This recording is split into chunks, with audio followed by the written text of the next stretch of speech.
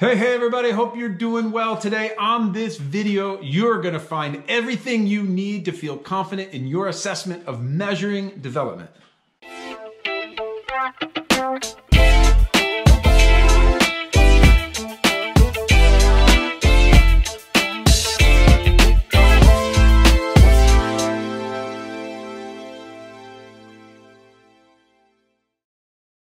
My name is Brad Cartwright, and on this channel you will find over 300 videos covering the entirety of microeconomics, macroeconomics, international economics, and development economics, which means this channel is perfect for you if you are studying in the IB program, the AP program, the A-level program, or any university on this beautiful planet of ours. All right, my friends, let's take a look at the review tips for measuring development.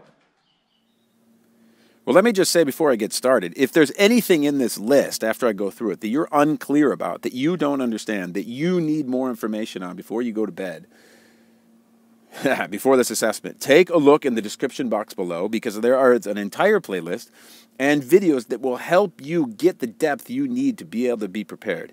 The idea of this video, as I said in the introduction, is just simply to give you a guide of what are the tips, what are the things you need to be able to do before you go to bed. And if you can't, this video is not designed for you to be able to learn those things. It's designed for you to say, uh-oh, I need to go find out something more about the composite indicators of economic development or something. And in the description box below, you will find the answers. All right. So in measuring development, the second chapter of the IB curriculum, if you're in the IB program, and most development programs, this is the second thing. It's like, how do you actually measure this?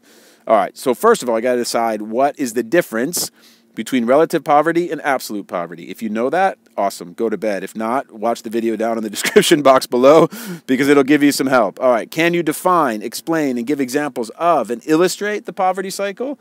There's a poverty cycle that I draw in one of the videos down below called Poverty Cycle, and you need to be able to make sure that you can draw that.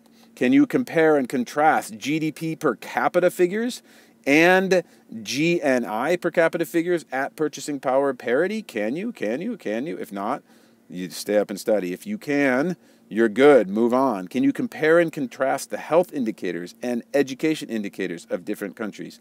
That's really important, you know, and everything you need to have examples of different places on this planet, different countries and what their state of development is and how it would be measured. So what about the health indicators? You need to be able to compare and contrast the health indicators and education indicators. And remember, education levels and health levels are a #1 component of development of a nation.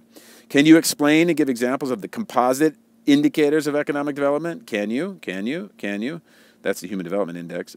By the way, health indicators and education indicators are something known as single indicators of development. And if you put them together, you get a composite, but the Human Development Index is much more complex than that. And you need to be able to explain all of the components of the HDI, so make sure that you can do that. You need to compare and contrast the HDI figures for different countries as well. So have examples in your mind that you can use. On the test, you will be given examples as well, but knowing the information ahead of time will really help you be able to discern and evaluate good from bad and effective government policies from poorer government policies.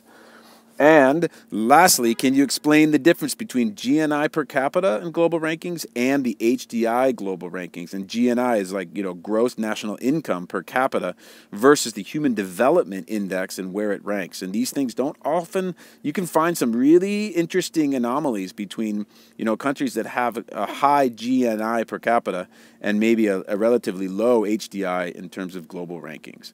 So those are the things you got to know for measuring development. Well, there you have it, my friends, the review tips for measuring development. I hope you found that video to be helpful. Listen, an understanding of development economics is the key to understanding the geopolitical relationships between nations on this earth.